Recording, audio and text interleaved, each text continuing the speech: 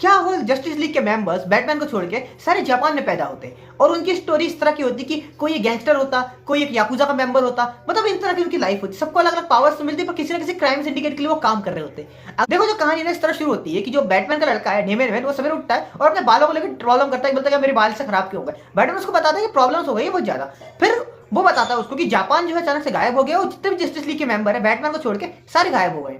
और तो और बहुत सारी चीजें जापान में हो रही है। और तो और एक याकुजा का जो टोर्नेडो है, मतलब याकुजा का टोर्नेडो इस तरह का कि याकुजा के मेंबर्स आसमान से गिर रहे हैं टोर्नेडो की तरह, इस तरह की चीज हो रही है। अब बैटमैन को जब पता चलता है तो अल्फ्रेड के कहने पर वो लोग बाहर निकलते हैं। बैटमैन जो है शहर में वापस आता है और जो याकुजा के मेंबर उनको ठिकाने लगाता है। और ठिकाने लगाने के बाद वो अपने पुराने जो साथी हैं, मतलब डेमियन वेन के अलावा जितने भी उसके पुराने जो कि रॉबिन्स थे, उनसे मिलता है। फिर वो लोग देखते हैं एक प्रॉब्लम खड़ी हो गई है कि जो गौथम है उसी के ऊपर जापान आ खड़ा हो गया है। मतलब पूरा जो जापान का शहर है वो गौथम के ऊपर आ गया है। और ये बात जो है ये केवल 5 लोगों को ही समझ में आती है, बाकी जितने भी लोग हैं पूरी दुनिया में किसी को दिखाई नहीं देता। अब होता कुछ ऐसा है कि बैटमैन जो है अपना स्पेसशिप लेके, जो उसका शिप है ना, उसमें बैठकर रॉबिन को लेके जाता है वो जापान में, मतलब जो गौथम के ऊपर फ्लोट कर रहा है, उल्टा फ्लोट कर रहा है, जो जैसे कि फैटेमा इन्फिनिट मूवी में था ना, बिल्कुल उसी तरह का। अब होता कुछ ऐसा है कि जब बैटमैन अब वहां पे जाता है तो उसको पता चलता है कि जो लीग के मेंबर्स थे, जो सुपरमैन है, वंडर वुमन है, एक्वामैन है, जेसिका क्रूज, जो ग्रीन लैंटर्न है और फ्लैश है, ये सारे के सारे जो है ये वहां के हो गए, जापान के लोग हो गए। और तो और ये लोग अलग अलग याकुजा फैमिली के लिए काम कर रहे हैं। और तो पूरी दुनिया पे जो जापान है उसके ऊपर अलग अलग टीम से कब्जा करके रखा हुआ है। और सबसे ताकतवर टीम है, उसका मेंबर सुपरमैन है। और तो और बाकी सारे जो मेंबर्स हैं जो लीग के हैं, केवल वंडर वुमन को छोड़ के बाकी जितने भी मेंबर्स हैं वो सारे विलन की साइड पे, मतलब सुपरमैन के साइड पे। वो फ्लैश हो, एक्वामैन हो या फिर जेसिका क्रूज या सुपरमैन हो, सारी एक साइड पे। और वंडर वुमन का जो इलाका है वो एक तरफ है। अब बैटमैन जो है जब इस इलाके में आता है तो सबसे पहले जेसिका क्रूज पे हमला करती है और एक्वामैन उस पे हमला करता है। लेकिन वंडर वुमन जो है, जो उस टाइम की वहां की डायना है, वो आके इनको बचा लेती है और वंडर वुमन हेल्प करती है बैटमैन की। ठीक है, अब इस दुनिया में जो है ना हार्ली क्विन भी आ गई है बैटमैन के अलावा। और हार्ली क्विन वो वाली है जो कि अर्थ की है, वो वहां पर पहुंच गई है अपनी मर्जी से। अब होता कुछ जैसे कि वंडर वुमन इनकी मदद करती है और वंडर वुमन ही हेल्प करके इनको वापस भेजने की कोशिश करती है कि जो बैटमैन है वो वापस अपने जो गॉथम है वहां पे जा सके अपने शिप पे, उसके शिप बनाने में मदद करते हैं। लेकिन जब बैटमैन है इस सबको देखता है, उसको समझ में आया था कोई ना कोई प्रॉब्लम है। उसके बाद क्या होता है कि जो वंडर वुमन की हेल्प करती है, ये शिप इनका वापस जा रहा होता है तो रास्ते में सुपरमैन आके खड़ा हो जाता है, जो सुपरमैन जो इवल है और जो कि एक याकुजा का मेंबर है। अब इस समय होता क्या है ना कि सबको पता चलता है कि जो सुपरमैन है वो भी इन सबका मेंबर या लीडर नहीं है। इन सबके ऊपर राजागुल, जो कि बैटमैन का एक विलन है जिसने उसको ट्रेनिंग दी थी बैटमैन बनने की सारी, वो है। और वो जो है इस सब का मास्टरमाइंड है, उसी ने पूरा सिस्टम बनाया था जिससे जो जापान है वो पूरी हिस्ट्री से मिट गया। और जो सुपरमैन जो हीरोज थे जितने सारे थे वो सारे सारे जापान में लैंड कर गए और उनकी पूरी कहानी ही चेंज हो गई, मतलब पूरी अलग ही उसने टाइमलाइन क्रिएट कर दी वहां पे जापान में।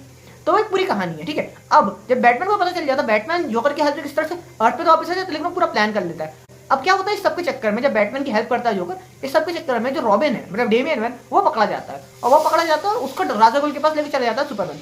अब सुपरमैन जब उसके पास लेके जाता है उसके बाद फिर राजागुल उन सबको बताता है कहानी किस तरह की है। फिर राजागुल उसको बताता है कि जो क्विक इंजन नाम की एक चीज है उसकी मदद से उसने पूरी जो टाइम लाइन है उसको चेंज कर दिया, उसकी वजह से सारी चीजें हो रही है। अब जो बैटमैन है वो ट्राई करता है कि प्रॉब्लम किस तरह से सॉल्व किया जा सके और एक पूरी कहानी जो इस तरह की आसपास चलती रहती है। रॉबिन जो है उसको पता चल जाता है जो डेमियन वेन है कि ये सब चीजें राजागुल करवा रहा है और राजागुल पूरा प्लान उसको समझाता है कि इस तरह की चीज हम करने वाले हैं, ये सब करेगा, जो कि मेनली एक विलन करता है। बैटमैन वो पूरा प्लान कर लेता है कि उसको प्रॉब्लम किस तरह से सॉल्व करना है। अब क्या होता है कि आगे इस तरह की चीज होती है कि जो वंडर वुमन है उसके पास एक्वामैन अपनी टीम भेजता है, कछुआ भेजता है और बोलता है कि ड्यूल का चैलेंज है, अगर जो जीतेगा इलाका उसका, मतलब फाइट का चैलेंज आता है उसको, और वो दोनों फाइट करने लगते हैं। अब इस सब के पहले एक बड़ा फनी सीन होता है कि जो वंडर वुमन है वो चैलेंज एक्सेप्ट कर लेती है, उसके बाद वो गाने गाने लगती है, मतलब माइक लेके गाना गा रही होती है, बिल्कुल उसी स्टाइल में जैसे ओल्ड स्कूल जापानीज मूवीज में होता था, जैसे एनिमे में होता है पुराने स्टाइल में, उस तरह का। और तो जो एनिमेशन वो पूरी तरह से चेंज हो जाता है, जैसे पहले जो एनिमेशन है वो बिल्कुल ऐसा डार्क टाइप का होता है और उसके बाद एकदम से बिल्कुल वो 2D एनिमेशन होता है, जैसे कोई पुराना एनिमेशन जैसे डोरेमोन वगैरह का जो पुराना एनिमेशन था उस तरह का हो जाता है,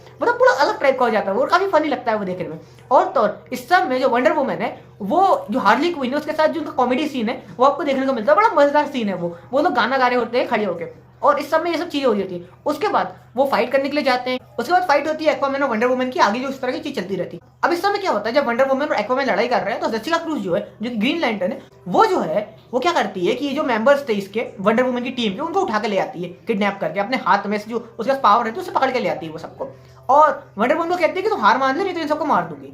अब इस सब में जो हार्ली क्वीन है वो आके इसको बचा लेती है और फिर जेसिका क्रूज और हार्ली क्विन की लड़ाई शुरू हो जाती है। अब क्या होता है बैटमैन जो पूरा प्लान बना चुका होता है कि सबको वो एक शिप दे देता है। अब ये शिप देने वाला जो सीन है ना वो इतना फनी है कि वहां पर क्या होता है, अल्फ्रेड जो है, जो पुराना जो 2D स्टाइल एनिमेशन था ना जापान का, उस स्टाइल में जो अलग अलग शिप्स हैं, जैसे पावर रेंजर में नहीं, वो सबको अलग अलग टाइप के शिप्स दे देते हैं, एक साथ जुड़ जाते हैं, वो बिल्कुल मैगजोर्ड जैसे मतलब उस तरह से दिखाते हैं वो उसको, और वो बिल्कुल एनिमेशन पूरा चेंज हो जाता है। जैसे कि यहाँ पर जो थोड़ा एनिमेट 2D वो 3D टाइप का लग रहा था, वो पुराना एनिमेशन हो जाता है अचानक से 2D टाइप का। जैसे कि वो ट्रांसफॉर्मर्स की पहली स्टार्टिंग की सीरीज आई थी, उस तरह का एनिमेशन हो जाता है उसका, मतलब अचानक से चेंज हो जाता है वो। फिर क्या होता है कि बैटमैन जो है अपनी पूरी टीम को लेके, जो डेथस्ट्रोक, उसके जो 2 रॉबिन है, मतलब नाइटविंग, एक और रॉबिन, और जो बैटमैन खुद है, वो लोग सब मिलकर जाते हैं वापस जापान, मतलब जहां पर ये पूरा सारा नाटक हो रहा है। और फिर वहां पे जब बैटमैन है, वो अपनी टीम के साथ जाता है और हमला करता है। अभी जो लड़ाई चल रही है Aquaman, Wonder Woman, Harley Quinn और जेसिका क्रूज की, वो सबको देखते हैं, और जो बैटमैन के मेंबर्स हैं वो सब आके हेल्प करते हैं इन सबकी। उसके बाद एक बहुत बड़ी लड़ाई होती है, और बैटमैन जो है वो हेल्प करता है वंडर वुमन की एक्वामैन को कंट्रोल करने के लिए, नाइटविंग जो है वो जेसिका क्रूज से लड़ता है, और जो डेथस्ट्रोक और उसके साथ वाला एक रॉबिन है वो मदद करते हैं और हराते हैं फ्लैश को, जो फ्लैश उस टाइम का है, ठीक है। ये सारे मिलकर एक एक करके सबको हरा देते हैं। अब जब इन सारे लीग के मेंबर्स को बैटमैन की टीम हरा देती है ना, उसके बाद बैटमैन के सामने उसका सबसे बड़ा संकट खड़ा हो जाता है, और वो है वो पैंट पे चड्डी पहनने वाला लड़का सुपरमैन। और उसके बाद फिर इन लोगों की लड़ाई शुरू हो जाती है। अब वो तो सुपरमैन है, उसके अंदर बिल्कुल कोई करेज, कोई रिस्पेक्ट जैसी कोई होती है ना, एक जॉयफुल नेचर कुछ नहीं है। मतलब वो एक ऐसा होता है ना कि पागल सा आदमी है जो कि बस पावर का भूखा है, कि मतलब उसको इज्जत चाहिए लोगों से, उस तरह का कैरेक्टर है। अब बैटमैन को स्टार्ट में तो प्रॉब्लम्स देता है, लेकिन बैटमैन पूरा प्लान लेके आता है और उसके बाद उसका अच्छे से ढोलक बजा देता है मार मार के, और बैटमैन उसको इतना मारता है कि उसकी हालत ऐसी हो जाती है कि वो बैटमैन को देख के डरने लगता है, और फिर बैटमैन उसको वहीं कैद कर देता है और चला जाता है। बैटमैन उससे एक बात बोल के जाता है लेकिन, कि तुम्हारी जो शक्ल है, वो जो तुम हो, तुम्हारे से जिस बंदे को मैं जानता हूँ वो बहुत ज्यादा लाख गुना अच्छे, तुम मतलब उसके पैरों की धूल के बराबर भी नहीं। मतलब असली सुपरमैन की वो बात कर रहा है वहां पे, उस सुपरमैन से, कायाकू नाम है जिसका। अब वो जो सुपरमैन है वो एक बिल्कुल याकुजा के मेंबर्स ने उसका पाला पोसा है, तो इस तरह से वो बिल्कुल एक गैंगस्टर हो चुका है, वो कोई ढंग का बंदा है नहीं। और बैटमैन उसको ठिकाने लगा के उसको कैद कर देता है, और कैद करने के बाद वो चला जाता है ये राजागुल को रोकने के लिए। अब राजागुल जो है वो एक प्लान बना बैठा हुआ है कि जो मशीन थी जिसकी वजह से सारा कांड हुआ था उसको वो छुपा दे, ताकि ये सब चीजें जो है ठीक ना हो सके, या फिर वो जो पूरा पूरा जापान है वो क्रैश कर दे पूरा उठा के जो गौतम सिटी के ऊपर, ताकि गौतम तो तबाह हुई और पूरी पूरी दुनिया खत्म हो जाए। मतलब एक विलन का जो प्लान होता है कि दुनिया तबाह करने वाला, और जैसी नॉर्मल सी बात है वो सबको बता देता है कि मेरा प्लान ये है। अब बैटमैन अपनी टीम के साथ प्लान करता है, चीजों को सॉल्व करने की कोशिश करता है, और कैसे ना कैसे करके वो जो है सारी चीजों को ठीक कर लेता है। अब जो है राजागुल जो है वो क्या करता है ना, कि जो बिल्डिंग है जहां पर मशीन लगी हुई है उसी बिल्डिंग को क्रैश कर देता है, वो बिल्डिंग जो है वो धरती पे गिरने लगती है। अब इस सब में क्या होता है ना, कि ये जो मशीन में प्रॉब्लम हुई है इसकी वजह से जब लड़ाई झगड़ा हो रहा है इतना सब कुछ, तो जो यादें हैं इन लीग के मेंबर्स की, या फिर जो इनकी अंदर की जो मेमोरीज हैं वो वापस आ जाती है, और जो बाकी जो मेंबर्स थे, जो लीग के मेंबर्स थे जो बुरे हो गए थे, उनको याद आ जाता है कि उनके अंदर कुछ अच्छा ही है, और फिर वो जो विलन्स थे, जो विलन बने हुए थे अभी तक के, वो सब हीरो बन जाते हैं। और सुपरमैन आके एक हीरो की एंट्री करता है, जो टावर नीचे गिर रहा होता है उसको पकड़ लेता है, और बाकी के लीग मेंबर्स भी है सबको रोकते हैं, और इस तरह से वो प्रॉब्लम को सॉल्व करने की कोशिश करते हैं। एंड में जो हार्ली क्वीन है वो पूरा खेल खत्म करवा देती है, और ये लोग सबको ठीक करके पूरी दुनिया जो है वापस ठीक हो जाती है, और तो और जो दिक्कत हुई थी सारी की सारी वो सॉल्व हो जाती है, जबकि जो बैटमैन है वो पूरी प्रॉब्लम सॉल्व कर देता है। याकुजा के जो टीम्स के मेंबर्स थे वो अच्छे हो गए, तो वो अपनी वर्ल्ड में वापस चले जाते हैं, और ये जो सारी चीज जब ठीक हो जाती है स्पेस टाइम की,